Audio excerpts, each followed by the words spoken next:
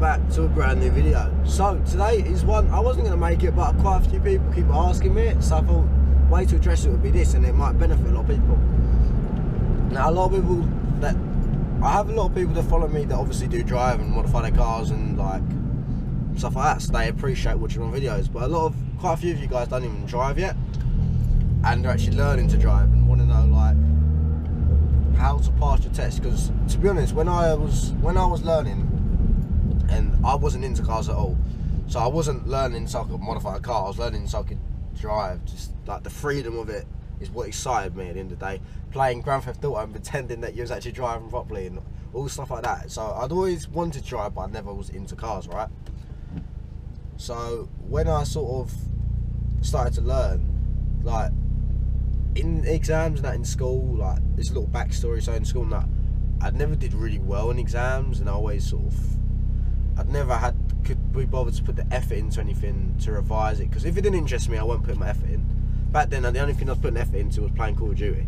Alright, so yeah, basically, more of the story is, when it came to thinking of like, I've got to do a theory test me I drive and a practical, I thought, well, I'm not going to pass the theory, and yeah, because I've never been good at exams, and then the practical scared the shit out of me as well.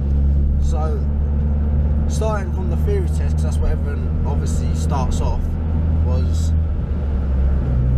I've always had a good thing at memorising stuff, like multiple choice questions. If I see a question and I see the answer next to it, I've always been good at remembering what that answer was, or like the wording of it, sort of thing. So when it comes to your theory test, as long as you like I said, I would never study for exams, and when it came to theory test, I was like revising 2 to 3 times a night, like just kept doing and getting it in my head, like this is the answer to this, is the answer to that. So that was a really good way for me to cope with that sort of side of the theory test. Now the other side of it is hazard perception, and at first I was useless at it, but then I found out a DVD that I could run through an Xbox. So I ran it from Xbox, and what it was when I pressed A button or RT or something, that would hit the hazard. So I started thinking, I was like, alright, what if I process this through as a game? I'm good at games. So I thought of it as like Grand Theft Auto. I was like, as soon as I see a hazard, I've got to shoot someone. Probably not the best way in your head to think of something, but it helped me learn it, and that's what really got me good at hazard perception tests. So if you're struggling to do a hazard perception test, think of it as a game, and everything that happens you've got to shoot or hit. So it helps you actually concentrate more. And like the theory test, you've just got to grind them out and get used to the answers, and at the end of the day, you'll know like the back of your hand. Like you won't even see the answers, and you'll know the answer to what it is. And the main thing is your practical. So like I said, I didn't do good at exams in school, but when it came to a theory and practical, I passed both from first time, and I think I had 3 or 2 minds with the driving side, and I almost failed my driving test twice in the first 5 minutes. So basically what happened with my driving test was, first of all, everyone started and I was the last to leave. So as soon as everyone left, he was like, well, you might as well do a bay park because no one else is in it. So I was like, okay, I can do this, I can do this, I can do this. And where there's disabled bays, they are wider than a normal bay. So when I was lining up to do the the bay park, that sort of threw me off a bit.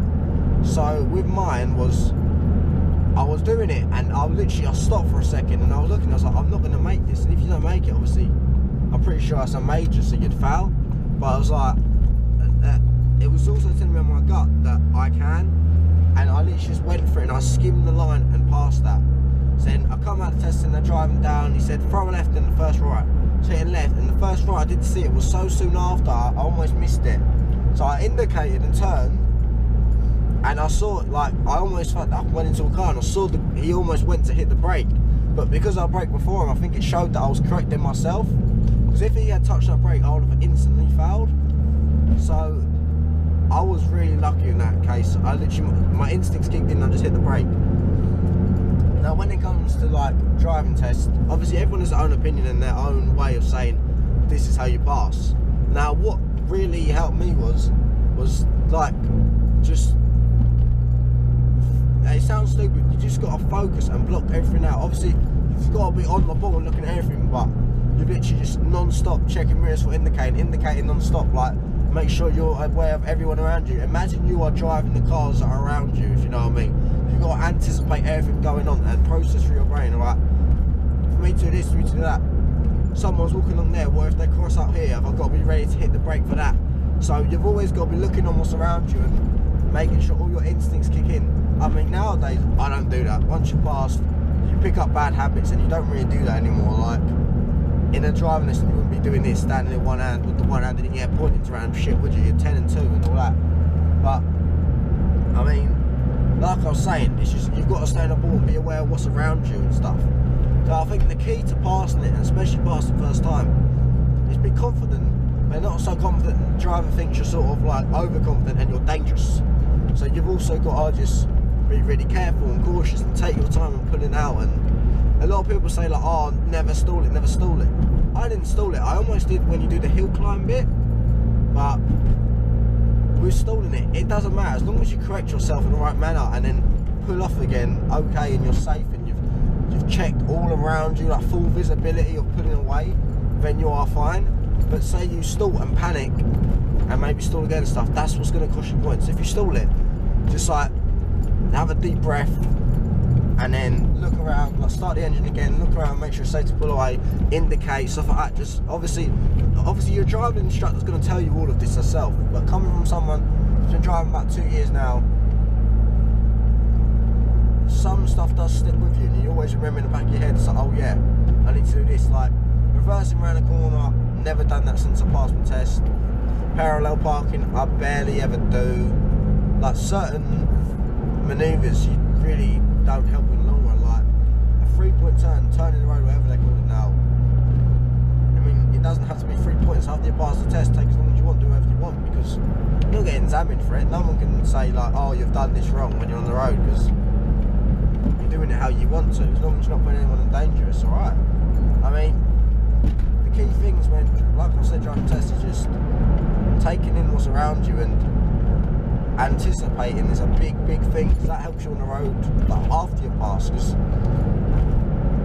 I've seen people crash and I've watched it happen, and you know when they're going to crash. You're watching them driving, you're like, he's going to crash into that person, and then he does, because you're watching what everyone else is doing. Because at the end of the day, driving, you've got to be safe, otherwise you could lose your life. So yeah, like, I don't want to keep repeating the same thing, but driving is a dangerous thing and you've got to be confident in what you're doing. I mean, when I was learning, I was useless, and when I got nervous, my feet, and I would shake, like I shake a lot, sounds stupid, I do, and my foot would shake, and my foot would mainly be my left foot, which is on the clutch. So obviously you're trying to pull away and your left foot shaking on the clutch like that, going like the clappers, you're going to stall it, because you can't control the clutch. Confidence is so, like I can't take tablets, and I took a calms tablet before my exam, and honestly, like, I don't think it even done anything. It was just in my mind thinking that, oh, I'm calm now because of this.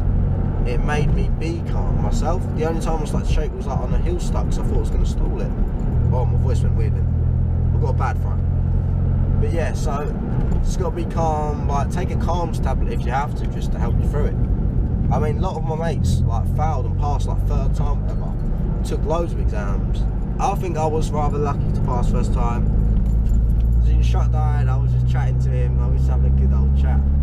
And yeah, I think as long as they can see you are safe,